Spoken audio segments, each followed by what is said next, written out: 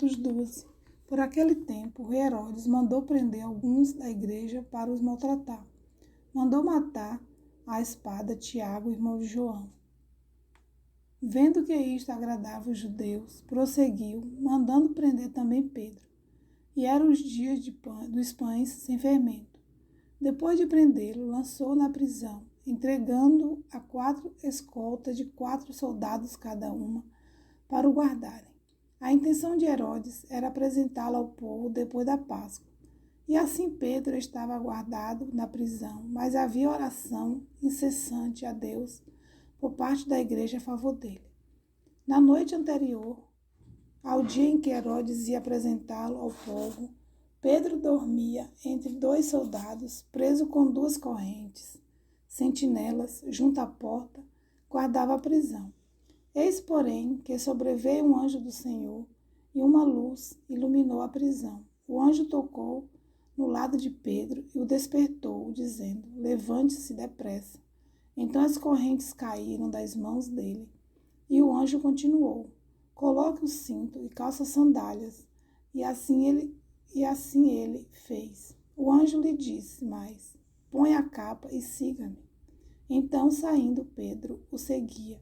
Não sabendo que era real o que estava sendo feito pelo anjo, ele pensava que era uma visão.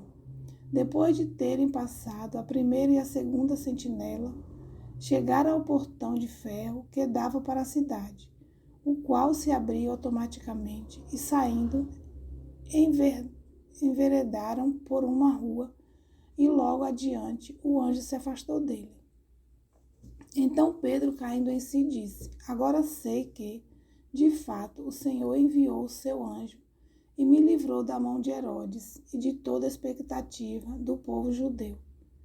Ao se dar conta disso, Pedro resolveu ir à casa de Maria, mãe de João, também chamado Marcos, onde muitas pessoas estavam congregadas e oravam. Quando ele bateu à porta da frente, uma empregada chamada Rode foi ver quem era. Reconhecendo a voz de Pedro, ficou tão alegre que nem o fez entrar, mas voltou correndo para anunciar que Pedro estava à porta. Então os outros disseram: você ficou louca. Ela, porém, persistia em afirmar que era verdade. Então disseram: é o anjo dele.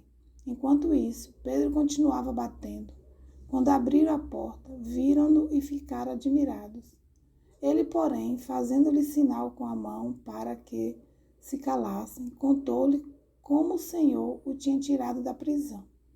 E acrescentou: anuncie isto a Tiago e aos irmãos, e saindo foi para outro lugar. Quando amanheceu, houve grande alvoroço entre os soldados sobre o que teria acontecido com Pedro. Herodes, tendo-o procurado e não o achando, submetendo as sentinelas a interrogatório, ordenou que se aplicasse a pena de morte. E descendo da Judéia para Cesareia, Herodes passou ali algum tempo. Havia uma séria divergência entre Herodes e os moradores de Tiro e de Sidom. Estes, porém, de comum acordo, se apresentaram a ele e, depois de obter o apoio de Blasto, que era assessor do rei, pediram paz, porque a terra deles recebia alimentos do país do rei. Em dia designado, Herodes, vestido de traje real, assentando no trono, dirigiu-lhe a palavra, e o povo gritava: é voz de um Deus e não de um homem. No mesmo instante, um anjo do Senhor feriu Herodes, por ele não haver dado glória a Deus, e com medo de vermes morreu. Entretanto, a palavra de Deus crescia e se multiplicava. Bernabé e Saulo, cumprida a sua missão, voltaram de Jerusalém, trazendo consigo João, também chamado Marcos.